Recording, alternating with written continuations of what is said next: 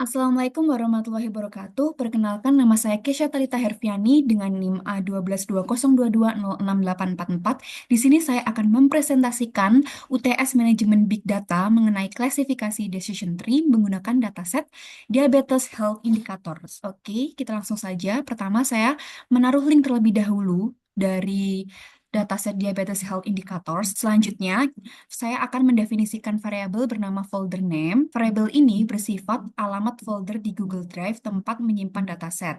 Ini sangat berguna untuk memanggil file langsung dari Google Drive ke Google Colab. Selanjutnya, saya mengimpor modul Drive dari Google Colab dan menjalankan Drive Mount. Langkah ini untuk menyambungkan Google Colab dengan Google Drive.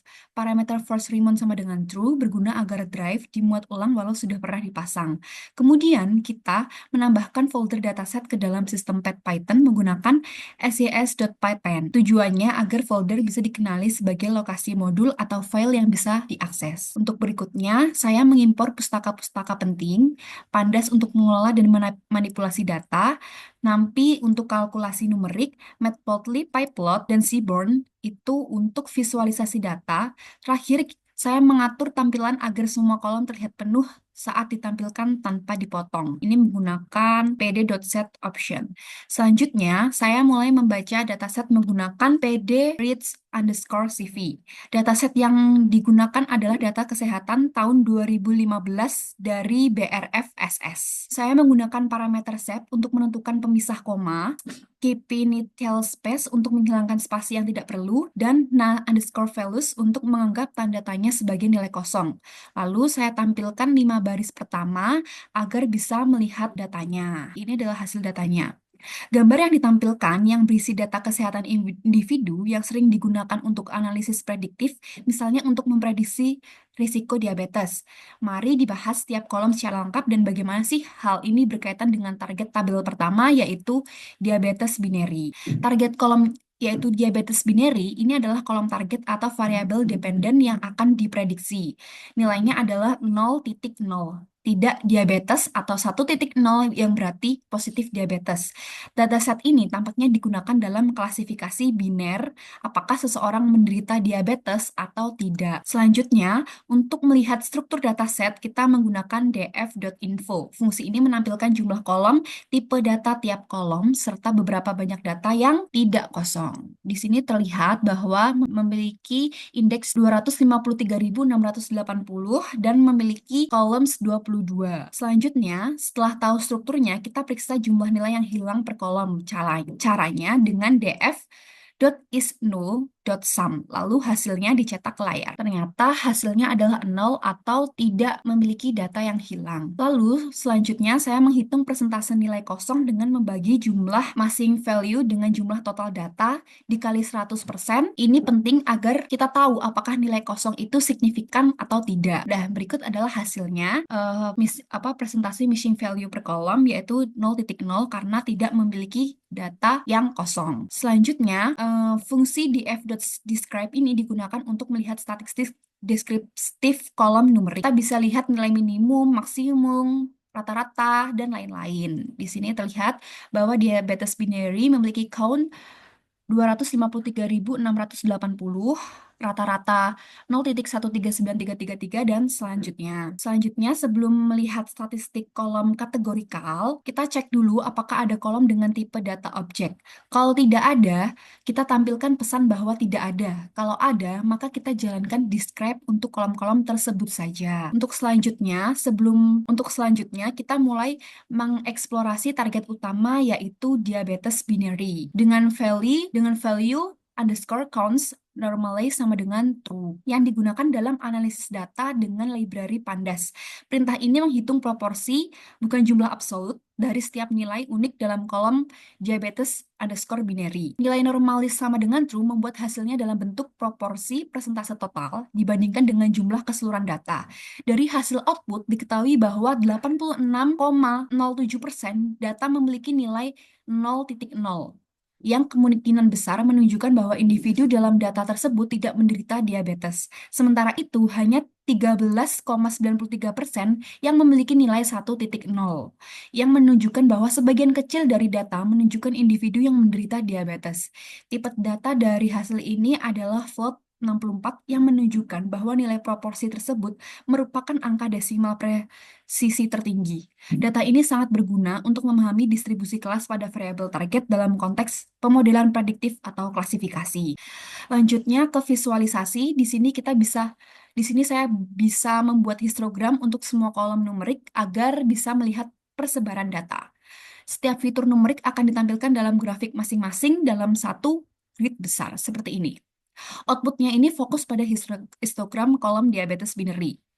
Terlihat bahwa distribusi datanya sangat tidak seimbang atau imbalance, nilainya 0,0 yang kemungkinan besar mempresentasikan individu tanpa diabetes, mendominasi data dengan jumlah yang jauh lebih besar dibandingkan nilai 1,0 yang mewakili individu dengan diabetes.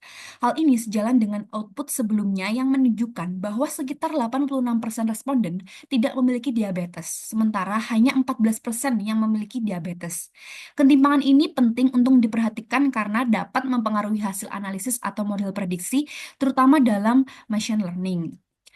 Selanjutnya, ada kumpulan histogram dari berbagai fitur kolom dalam sebuah data frame yang digunakan untuk analisis data kesehatan. Masing-masing plot menunjukkan distribusi nilai dari satu kolom. Banyak fitur memiliki binary 0 atau 1 yang itu seperti high BP, high call check, smoker, stroke, heart disease or attack, physique activity, dan lain-lainnya. Dari histogram tersebut terlihat bahwa sebagian besar individu dalam dataset memiliki nilai 0, menandakan bahwa mereka tidak memiliki kondisi atau karakteristik tersebut.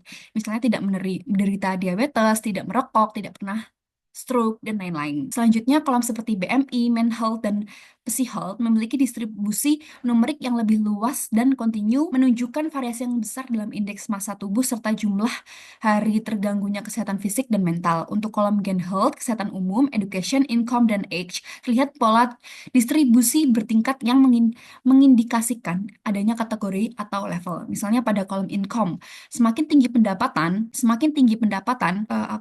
ditunjukkan oleh angka yang lebih besar, semakin banyak individu yang berada pada level tersebut, menunjukkan bahwa sebagian besar responden memiliki pendapatan yang tinggi dalam kategori yang tersedia.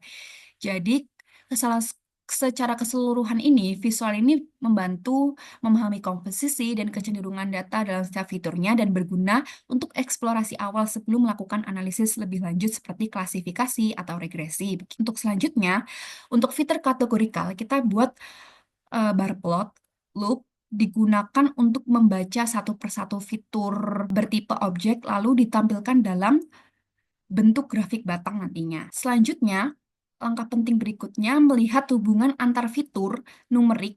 Kita menggunakan matriks korelasi untuk melihat seberapa erat hubungan antar kolom. Visualisasinya menggunakan heat map dan Seaborn, lengkap dengan angka korelasi dan warna yang memudahkan analisis. Jadi bisa dilihat dalam gambar, menampilkan matriks korelasi antara fitur numerik dalam dataset yang mengukur seberapa kuat hubungan linear antara pasangan variabel dengan nilai korelasi berkisar dari -1 hubungan negatif sempurna hingga +1 hubungan positif sempurna. Fokus pada diabetes binary, terlihat bahwa fitur yang memiliki korelasi paling kuat adalah Gen Health, kesehatan umum, dengan nilai 0,29 diikuti oleh high BP, tekanan darah tinggi sebesar 0,26, dan high call, kolesterol tinggi sebesar 0,20. Korelasi positif ini menunjukkan bahwa semakin buruk kondisi kesehatan umum, tekanan darah, dan kolesterol, semakin besar kemungkinan seseorang menderita diabetes. Selain itu, BMI, indeks massa tubuh, juga menunjukkan korelasi positif moderat sebesar 0,22, mengindikasikan bahwa obesitas berkontribusi terhadap risiko diabetes. Di sisi lain, beberapa fitur seperti physique activity -0,12 dan income -0,16 ini memiliki korelasi negatif terhadap diabetes. Artinya semakin aktif secara fisik dan semakin tinggi penghasilan, semakin kecil kemungkinan terkena diabetes. Meskipun sebagian besar korelasi bersifat lemah di bawah 0,3, kombinasi dari beberapa faktor ini tetap penting dalam membangun model prediksi diabetes. Matriks ini juga membantu mengidentifikasi fitur-fitur yang redundan atau berkolerasi tinggi satu sama lain, seperti main health, psych health, dan default, yang saling berkolerasi cukup tinggi sehingga perlu diperhatikan dalam pemilihan fitur untuk menghindari multikoliniaritas. Oke, selanjutnya di sini kita akan tahu apakah ada perbedaan nilai fitur numerik antara penderita diabetes dan tidak. Untuk itu kita gunakan box plot. Grafik ini nantinya membantu kita melihat perbedaan persebaran nilai berdasarkan target. Di sini kita ambil contohnya dari ini ya. Output yang ditampilkan di atas menunjukkan visualisasi hubungan antara variabel target diabetes binary dan fitur numerik high call dalam bentuk box plot. Namun yang muncul sebenarnya bukan dalam bentuk box plot, melainkan bar chart. Kemungkinan karena high call adalah variabel kategorikal biner, bukan numerik kontinu. Variabel diabetes binary memiliki dua nilai, yaitu 0 tidak diabetes, dan satu diabetes. Sementara high call menunjukkan apakah seseorang memiliki kolesterol tinggi 0 atau satu. Dari grafik ini terlihat bahwa distribusi nilai high call cukup mirip pada kedua kelas diabetes 0 dan satu. Artinya jumlah penderita kolesterol tinggi tidak berbeda secara mencolok antara yang mengidap diabetes dan yang tidak. Hal ini menunjukkan bahwa meskipun ada kolerasi positif kecil antara high call dan diabetes binary, seperti terlihat pada matriks korelasi sebelumnya, sebesar 0,20, kolesterol tinggi bukan satu-satunya faktor yang dominan terhadap status diabetes dalam data ini. Oke, selanjutnya kita akan membandingkan fitur kategorikal dengan target diabetes binary. Kita menggunakan stack bar plot. Langkahnya dimulai dari menghitung frekuensi data, kemudian mengubahnya ke bentuk persentase. Lalu divisualisasikan nantinya untuk hasilnya adalah grafik batang bertumpuk yang memperlihatkan proporsi penderita dan non-penderita diabetes di setiap kategori. Selanjutnya di sini kita akan membuat box plot untuk semua fitur numerik menggunakan df numerik underscore futures.boxplot. Visualisasi ini berguna untuk melihat distribusi data dan mendeteksi outlier atau nilai-nilai pencilan yang menyimpang dari sebaran umum. Ini adalah outputnya. Output ini menampilkan kumpulan box plot dari semua fitur numerik dalam dataset. Tujuannya dari visualisasi ini untuk menunjukkan distribusi nilai dari setiap fitur, termasuk median, kuartil, serta pencilan atau outlier. Terlihat bahwa beberapa fitur seperti BMI, Main Health, Physique Health, Age, Education, dan Income memiliki rentang nilai yang lebih besar dan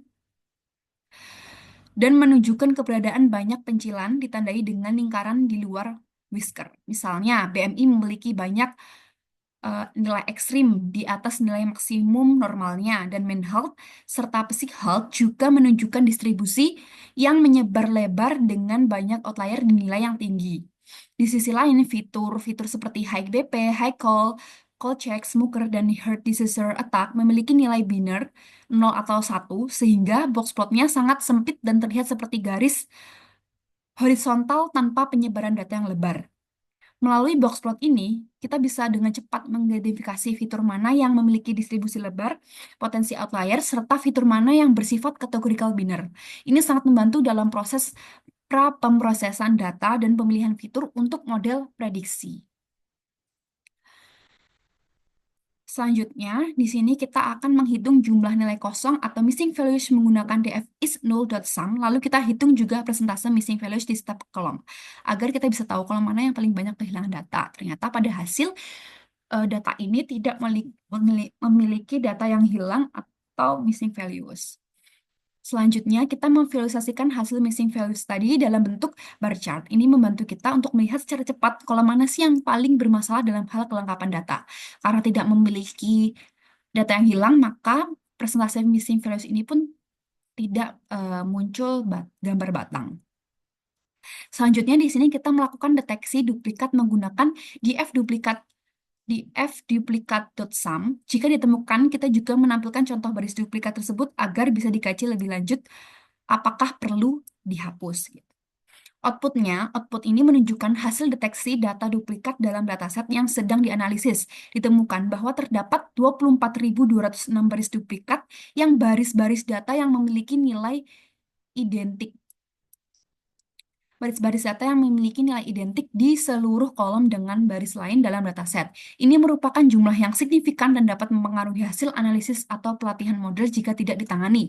Contoh beberapa baris duplikat juga ditampilkan seperti indeks 5, indeks 5, 25, 29, dan seterusnya yang memiliki kombinasi nilai yang persis sama di semua fitur, mulai dari diabetes binary, high BP, high call check, hingga income. Kehadiran data duplikat seperti ini bisa menyebabkan model overfitting, bias, atau interpretasi statistik yang keliru. Oleh karena itu, langkah pembersihan data selanjutnya sangat disarankan, yaitu menghapus baris-baris duplikat tersebut untuk memastikan dataset yang digunakan bersih dan representatif.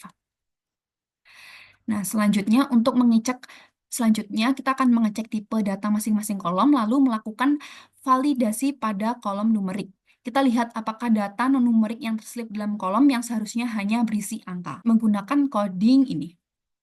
Ternyata diabetes binary juga menggunakan volt 64, HPP volt 64, dan seterusnya menggunakan volt 64. Nah, selanjutnya di sini kita melakukan pengecekan nilai minimum dan maksimum. Nilai minimum dan maksimum. Kita melakukan pengecekan nilai minimum dan maksimum untuk semua kolom numerik, lalu mengecek nilai unik dari kolom kategorikal. Ini penting untuk memahami sebaran data dan menghindari nilai-nilai aneh atau kategori yang salah tulis. Dan di sini muncul output dari proses validasi range nilai untuk kolom numerik dalam sebuah dataset. Proses ini dilakukan dengan iterasi terhadap setiap kolom numerik untuk mengetahui nilai minimum dan maksimum dari masing-masing kolom. Validasi ini penting untuk memastikan bahwa tidak ada nilai yang berada di luar batas logis atau ekspektasi. Dari hasil yang ditampilkan terlihat bahwa kolom diabetes binary, high PP, high call, dan check semuanya memiliki rentang nilai antara 0,0 hingga 1,0 yang menunjukkan bahwa kolom-kolom tersebut kemungkinan berupa data biner, representasi ya atau tidak, atau benar atau salah. Sementara itu, kolom BMI memiliki rentang nilai 12,0 hingga 98,0 yang masih masuk akal karena BMI, Body Mass Index, pada manusia umumnya berada di kisaran tersebut. Meskipun nilai 98 termasuk tinggi dan mungkin perlu diperiksa sebagai potensi outlier, secara keseluruhan, output ini menunjukkan bahwa rentang nilai dari kolom-kolom yang diperiksa masih berada dalam batas yang wajar dan tidak ditemukan nilai aneh atau ekstrim yang tidak masuk akal, sehingga data numerik tersebut tampak layak untuk dianalisis lebih lanjut atau digunakan dalam pemodelan. Nah, untuk selanjutnya kita mulai menangani missing value. Kolom kategorikal kita isi dengan modus atau nilai yang paling sering muncul, sementara kolom numerik kita isi dengan median. Setelah itu kita cek ulang untuk memastikan bahwa semua nilai kosong sudah terisi. Karena tadi tidak ada nilai kosong, jadinya ya 0.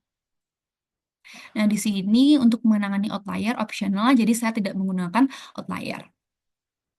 Selanjutnya kita menampilkan struktur data dengan DF info untuk memastikan bahwa jumlah data dan tipe kolom sudah sesuai saat telah pembersihan. Tetap ya 253.680 dan total kolomnya 22 tetap. Oke.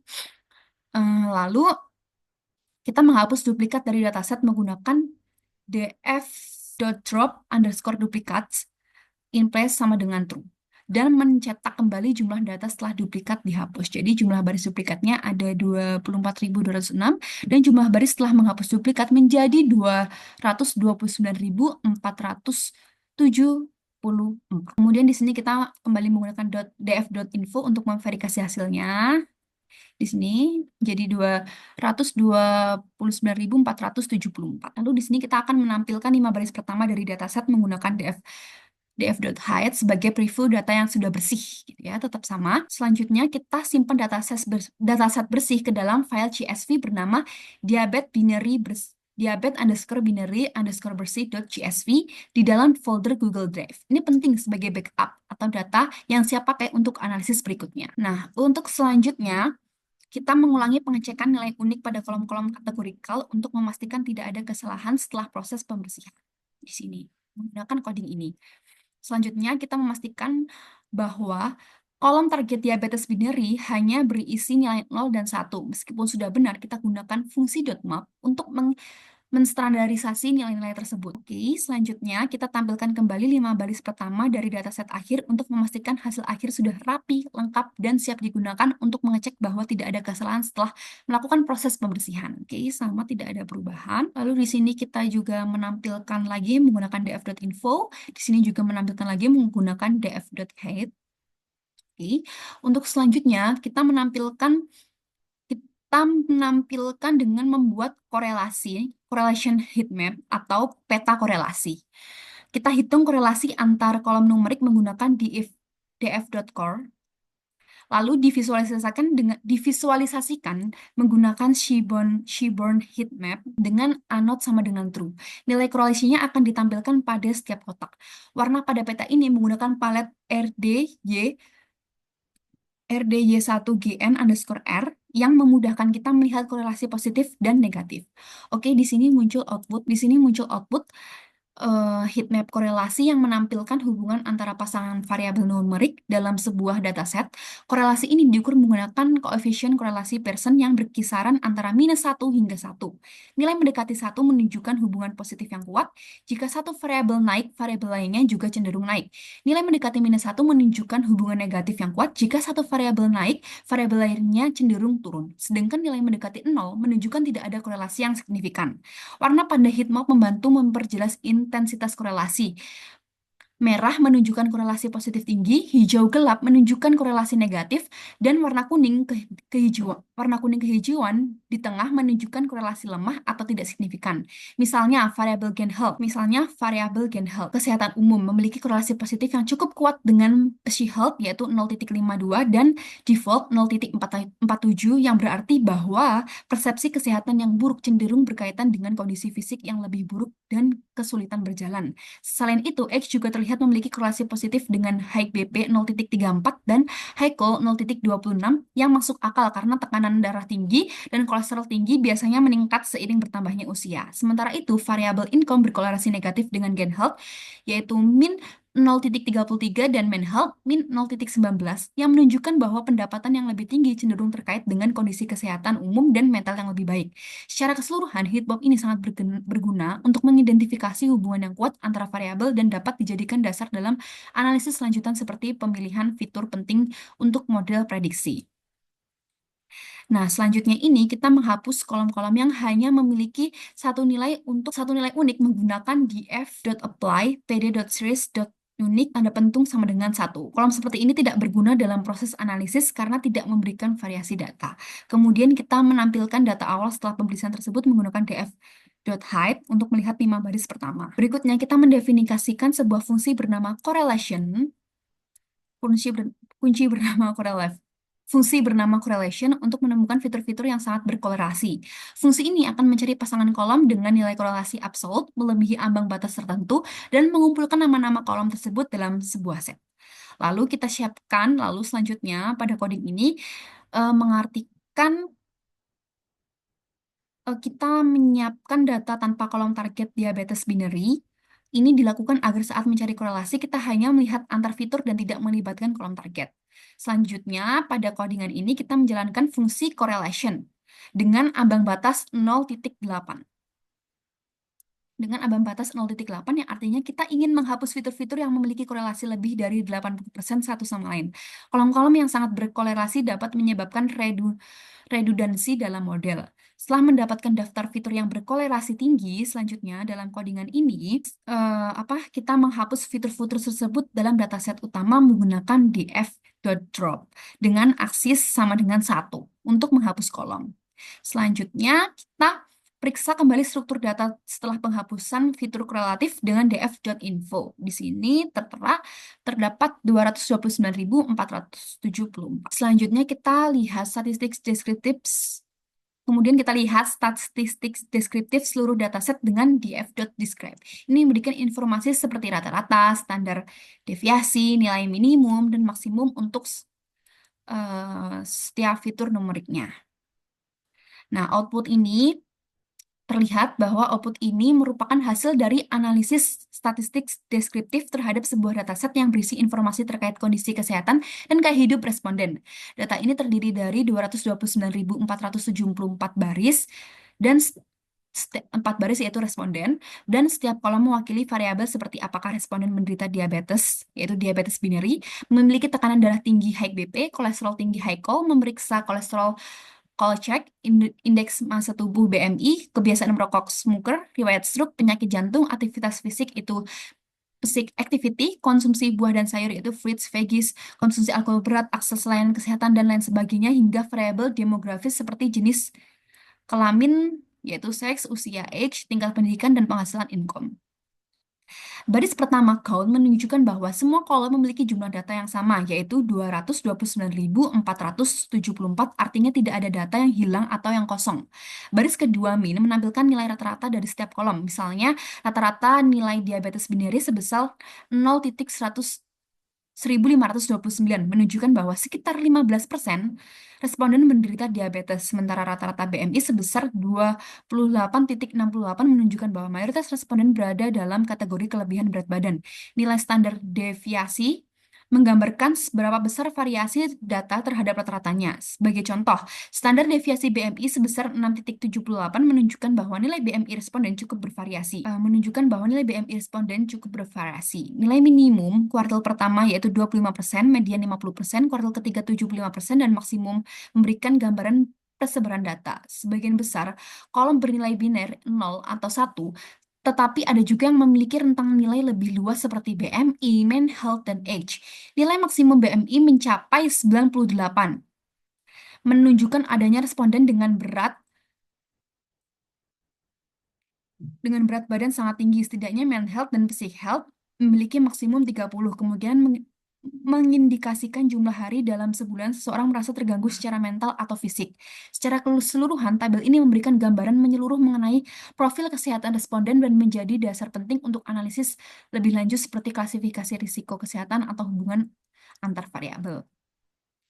Selanjutnya di sini kita mengulang kembali pembuatan heatmap korelasi setelah fitur berkorelasi tinggi dihapus. Ini untuk memastikan bahwa dataset kita sekarang lebih bersih dan tidak memiliki fitur yang saling menduplikasi informasi. Nah, menggunakan coding correlation heatmap seperti ini.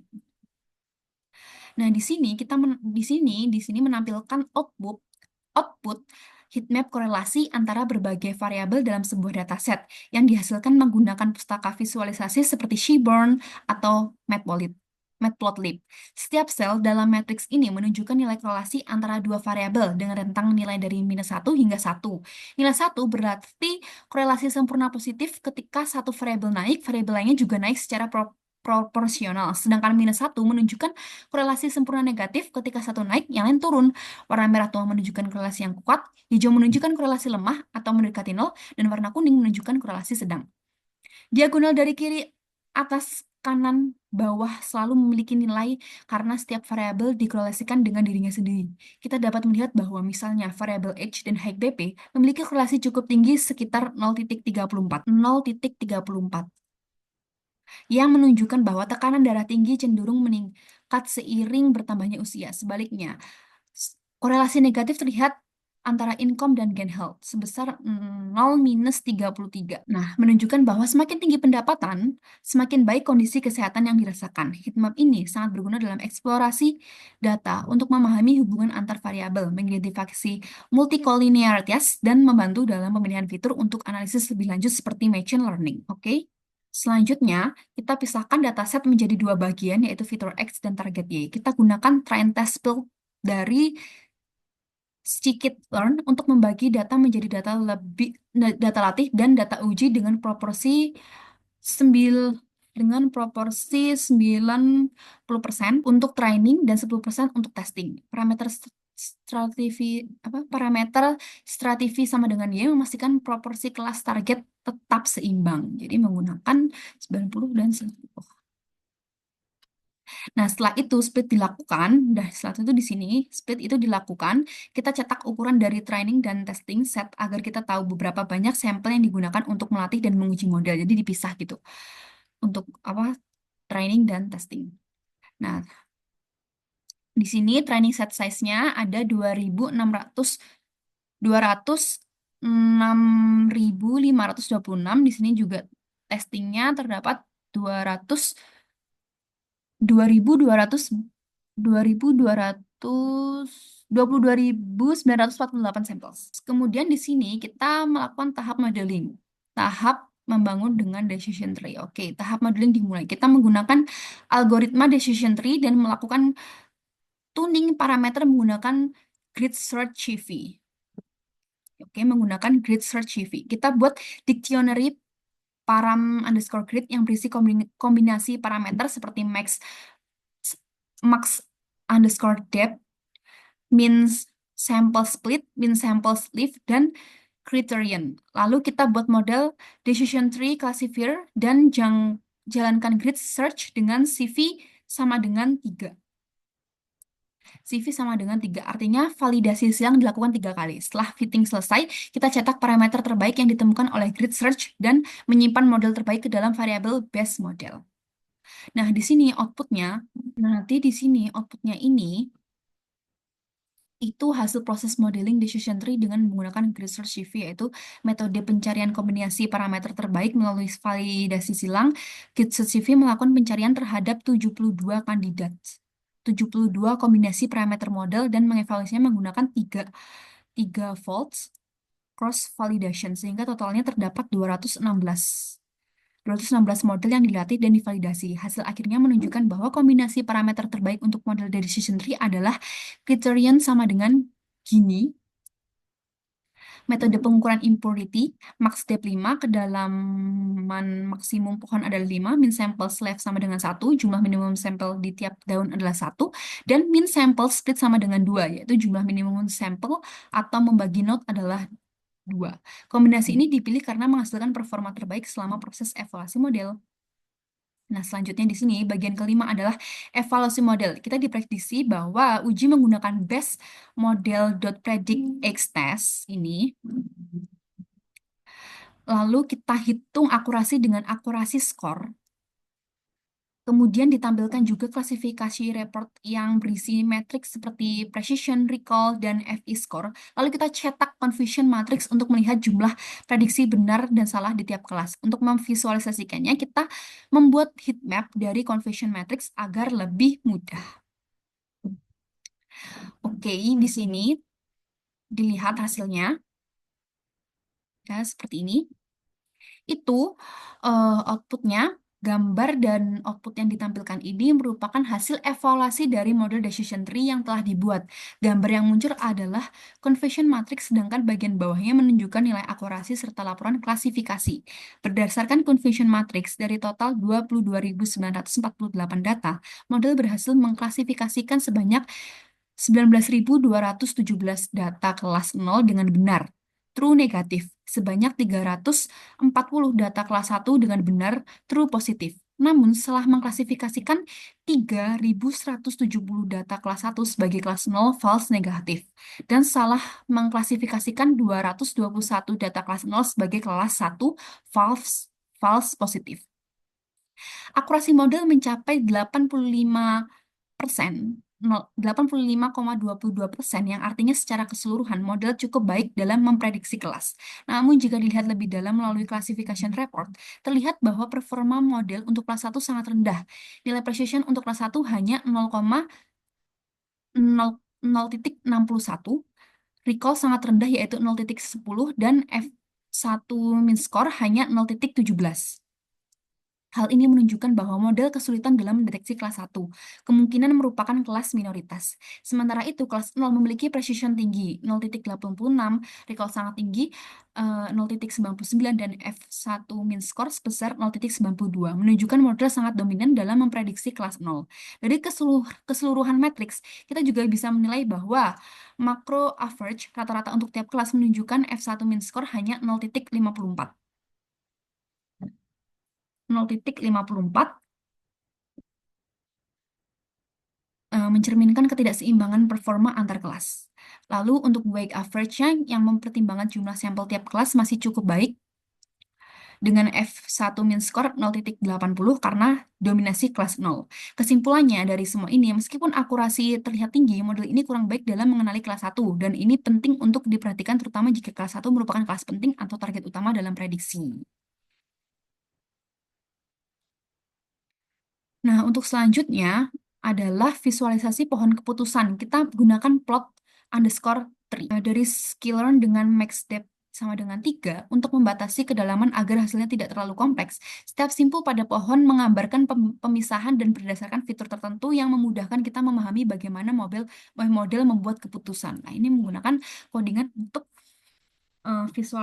visualisasi dari decision tree. Jadi kesimpulannya dari gambar ini, visualisasi dari sebuah pohon keputusan decision tree yang digunakan untuk memetakan proses pengambilan keputusan berdasarkan data. Cara membaca gambar ini dimulai dari bagian paling atas. road node yang menampilkan sebuah kondisi atau fitur, misalnya glukos kurang dari sama dengan 0,5. Setiap node akan menguji apakah kondisi tersebut terpenuhi atau tidak. Jika kondisi tersebut benar, true, maka jalur yang diikuti adalah ke kanan. Sedangkan jika kondisi yang tidak terpenuhi, false, maka jalur yang diambil adalah ke kiri.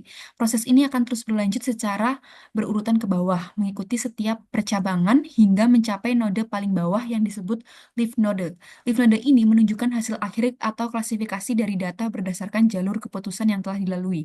Setiap leaf biasanya menyertakan informasi seperti nilai kelas, misalnya 0 atau 1 yang menunjukkan kategori hasil akhir, misalnya tidak terkena atau terkena suatu kondisi, beserta statistik pendukung seperti jumlah sampel dan tingkat kemurnian data atau Gini. Jadi, secara keseluruhan, decision tree ini menggambarkan alur logika pengambilan keputusan yang disusun secara tertentu dengan arah percabangan yang ditentukan oleh hasil evaluasi kondisi, true atau false. Lalu selanjutnya ini kita tampilkan fitur importance atau pentingnya tiap fitur dalam membentuk model. Fitur dengan nilai penting tinggi memiliki pengaruh besar terhadap prediksi. Data ini divisualisasikan dengan bar plot agar kita tahu fitur mana yang paling menentukan prediksi diabetes. Nah, outputnya ini gambar di atas menunjukkan grafik fitur importance atau pentingnya fitur dalam model decision tree untuk memprediksi suatu kondisi kesehatan. Kemungkinan besar terkait penyakit kronis seperti diabetes atau penyakit jantung, grafik terkait penyakit kronis seperti diabetes atau penyakit jantung. Grafik ini membantu kita memahami fitur-fitur mana yang paling berkontribusi terhadap keputusan akhir yang diambil oleh model. Dari grafik tersebut dapat dilihat bahwa high BP, tekanan darah tinggi, memiliki pengaruh paling besar terhadap hasil prediksi. Dengan nilai penting lebih dari 0,40, artinya fitur ini paling sering digunakan dalam pemisahan data pada pohon keputusan dan memiliki korelasi yang kuat dengan label target. Misalnya, apakah seseorang mengidap penyakit atau tidak. Diikuti oleh Gen-Health, penilaian kesehatan secara umum, dan BMI, indeks massa tubuh. Keduanya tuh juga menunjukkan pengaruh besar menandakan bahwa kondisi fisik umum dan berat badan berlebih turut menjadi faktor penting dalam klasifikasi model. Fitur lain seperti high call, kolesterol tinggi, dan age usia juga menunjukkan tingkat pengaruh yang cukup meskipun tidak sebagai 3 fitur teratas. Sementara itu, banyak fitur lain seperti smoker, stroke, physique activity, income, dan education memiliki nilai importance mendekati 0. Ini berarti model hampir tidak menggunakan fitur-fitur tersebut dalam proses pembuatan keputusan. Setidaknya itu dalam versi model ini. Secara keseluruhan, visualisasi ini memberikan wawasan yang sangat penting bagi para praktisi data dan tenaga medis dalam mengevaluasi faktor-faktor utama yang menjadi indikator risiko terhadap penyakit. Selanjutnya, setelah itu kita evaluasi model terbaik pada data training dan testing. Kita hitung akurasi, precision, dan recall menggunakan data training dan testing secara terpisah. Ini penting untuk melihat apakah model mengalami overfitting atau tidak, yaitu jika performa di data training jauh lebih baik dibandingkan testing. Ini menggunakan codingan seperti ini. Berdasarkan output yang ditampilkan pada gambar tersebut, dapat dilakukan analisis terhadap performa model decision tree, list model yang dievaluasi pada 2 data berbeda, yaitu dengan data training dan testing. Evaluasi dilakukan dengan menggunakan 3 metrik utama, akurasi, presisi, dan recall, yang semuanya dihitung dengan pendekatan micro average yang cocok digunakan ketika kita ingin memperhitungkan total kontribusi dan masing-masing kelas dalam masalah klasifikasi multiklas. Hasil evaluasi pada data training yaitu akurasinya 0,8516, presisi 0,8516, recall-nya juga 0,8516 dibulatkan. Nilai akurasi, presisi, dan recall yang identik pada data training menunjukkan bahwa model memberikan prediksi yang cukup konsisten dan seimbang terhadap semua kelas dalam data latih. Nilai 0,8516 menunjukkan bahwa sekitar 85,16% dari prediksi pada data latih adalah benar. Ini menunjukkan bahwa model cukup mampu memahami pola dari data yang diberikan untuk pelatihan. Hasil evaluasi pada data testing, akurasi 0,8522, presisi 0,8522, recall 0,8522. Sementara itu pada data testing yang digunakan untuk mengevaluasi generasi model terhadap data yang belum pernah dilihat sebelumnya, hasil evaluasi juga menunjukkan nilai yang sangat mirip, yakni sekitar 85,22%. Ini merupakan indikasi yang baik karena model tidak mengalami overfitting, terlalu baik di training tapi buruk di testing, maupun underfitting, buruk di kedua set. Nilai metrik yang hampir identik antara training dan testing menunjukkan bahwa model memiliki kemampuan generasi yang baik. Jadi kesimpulannya, model decision tree yang digunakan memiliki performa yang stabil dan konsisten baik pada data pelatihan maupun data pengujian. Dengan nilai numerik yang cukup tinggi dan seimbang sekitar 85%, hal ini menunjukkan bahwa model cukup akurat dalam memprediksi kelas target serta memiliki distribusi yang baik dalam mengklasifikasikan semua kelas yang ada. Penggunaan pendekatan micro average dalam penghitungan presisi dan recall menegaskan bahwa model mempertimbangkan total kontribusi seluruh kelas yang cocok dalam konteks klasifikasi multikelas serta keseluruhan model ini dapat dikatakan efektif dan layak digunakan untuk prediksi pada data sejenis. Selanjutnya, model terbaik kemudian disimpan ke dalam file menggunakan joblib.dump. Ini memungkinkan kita untuk memuat model kembali di masa depan tanpa harus melatih ulang dari awal. Selanjutnya, kita sebagai pembanding kita juga membangun model decision tree. Oke, sebagai pembanding kita juga membangun model decision tree tanpa optimasi atau default. Model ini dilatih menggunakan data yang sama namun tanpa pengaturan parameter khusus seperti pada grid search CV. Nah, ini menggunakan random stat 2 hasilnya. Nah, untuk selanjutnya, model tanpa optimasi juga dievaluasi menggunakan matriks akurasi, precision, dan recall. Baik pada data training maupun testing, dengan membandingkan hasil ini, kita bisa menilai seberapa besar manfaat dari proses optimasi yang dilakukan sebelumnya. Nah, outputnya ini berdasarkan output yang ditampilkan pada gambar kedua tersebut, dilakukan evaluasi terhadap performa model decision tree dalam variabel dt underscore classifier underscore norm yang telah dilatih menggunakan data yang telah dinormalisasi. Evaluasi dilakukan menggunakan tiga metrik utama yaitu akurasi, presisi, dan recall. Semuanya dihitung dengan pendekatan micro average yang mempertimbangkan jumlah total true positif, false positif, dan false negatif secara keseluruhan. Cocok untuk klasifikasi multi-kelas. Nah, hasil evaluasi pada data training itu akurasi, presisi, dan recall itu 0,9939. Nilai metrik yang sangat tinggi pada data training yaitu mendekati 1 atau 99,39% menunjukkan bahwa model hampir sempurna dalam mempelajari data latih. Semua prediksi pada data training hampir seluruhnya benar. Ini biasanya menjadi sinyal bahwa model mampu menghafal pola-pola dalam data secara sangat baik. Namun, hal ini juga menimbulkan potensi terjadinya overfitting yang ketika model terlalu fokus pada data latih sehingga kehilangan kemampuan generasi terhadap data baru yang pengisian data. Hasil evaluasi pada data testing, akurasi presisi recall ini 0,7728. Ketika dievaluasi pada data testing, performa model menurun secara signifikan dengan nilai akurasi presisi dan recall sekitar 77,28%. Meskipun angka ini masih tergolong moderat, selisihnya cukup jauh dibandingkan hasil pada data training sekitar 22% perbedaan.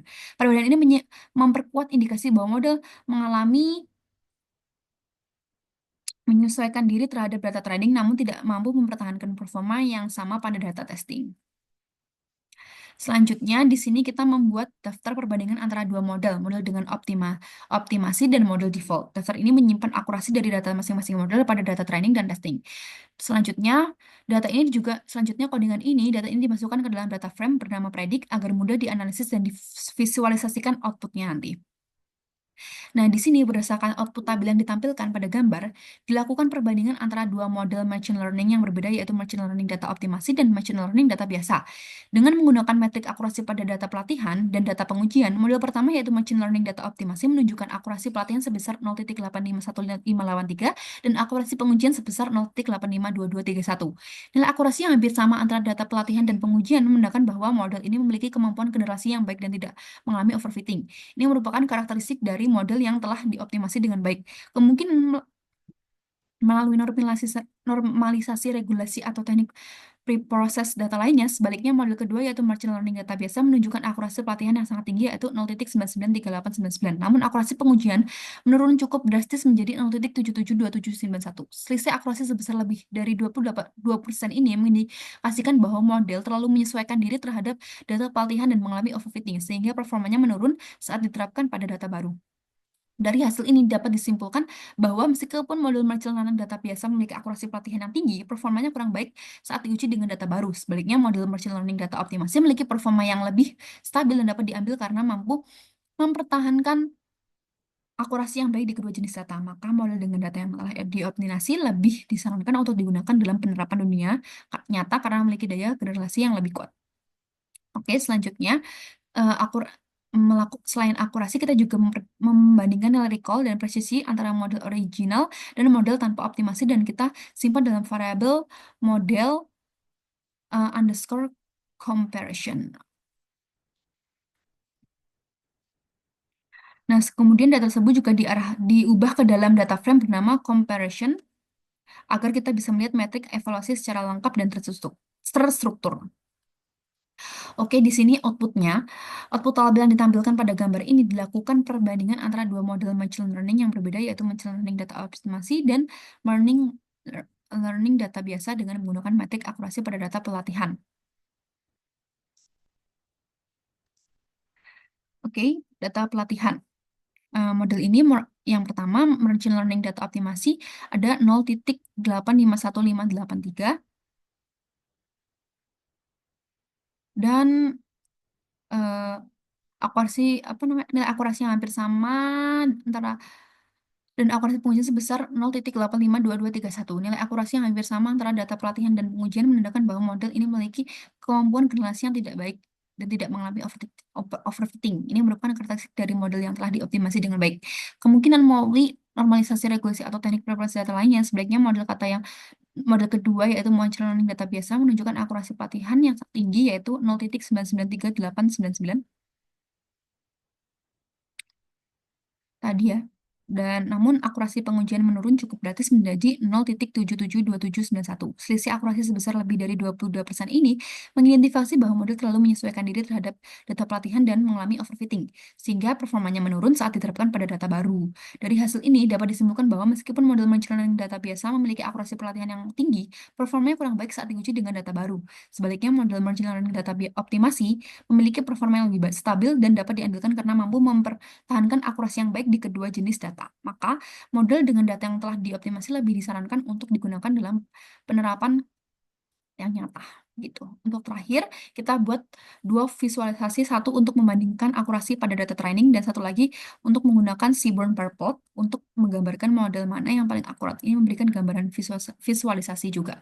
Ini adalah codingannya. Dan di sini muncul gambar output dari dua grafik batang horizontal yang membandingkan akurasi model machine learning berdasarkan dua metrik evaluasi, training akurasi, akurasi pada data pelatihan, dan tes akurasi, akurasi pada data pengujian. Grafik ini membandingkan dua jenis model, yaitu machine learning data biasa dan machine learning data optimasi. Pada grafik bagian atas, training akurasi terlihat bahwa model machine learning data biasa memiliki akurasi pelatihan yang sangat tinggi, hampir mencapai 1,0, tepatnya 0,993899, yang menunjukkan bahwa model ini sangat mampu mengenali pola dari data pelatihan. Namun ini juga menjadi indikasi adanya overfitting, yaitu kondisi di mana model terlalu menyesuaikan diri dengan pelatihan, bahkan terhadap noise atau data yang tidak relevan. Di sisi lain, model machine learning data optimasi memiliki akurasi pelatihan yang lebih rendah, yaitu 0,85. Namun, ini menunjukkan model yang lebih realistis dan memahami pola data tanpa terlalu menghafal data pelatihan. Pada grafik bagian bawah, tes akurasi hasilnya justru berbanding terbalik. Model machine learning data optimasi menunjukkan akurasi pengujian tertinggi yaitu sekitar 0,85, menandakan bahwa model ini lebih mampu melakukan generalisasi terhadap data baru yang belum pernah dilihat sebelumnya. Sementara itu, model machine learning data biasa memiliki penurunan performa yang cukup signifikan di data pengujian dengan akurasi sekitar 0,77 yang memperkuat indikasi overfitting dari grafik sebelumnya. Secara keseluruhan, visualisasi ini mempertegas bahwa meskipun model machine learning data biasa tampak unggul pada data pelatihan, model machine learning data optimasi lebih stabil dan efektif dalam penerapan nyata karena mampu menjaga kinerja yang konsisten antara data pelatihan dan data pengujian. Demikianlah penjelasan lengkap dari awal hingga akhir proses analisis dan prediksi diabetes menggunakan algoritma decision tree. Kita telah melakukan pembersihan data, analisis korelasi, pemilihan fitur, pemodelan dengan dan tanpa optimasi, evaluasi kinerja model, serta penyimpanan dan visualisasi hasil. Semoga video ini bisa diterima dengan sangat baik. Apabila ada kurangnya, mohon maaf. Wassalamualaikum warahmatullahi wabarakatuh.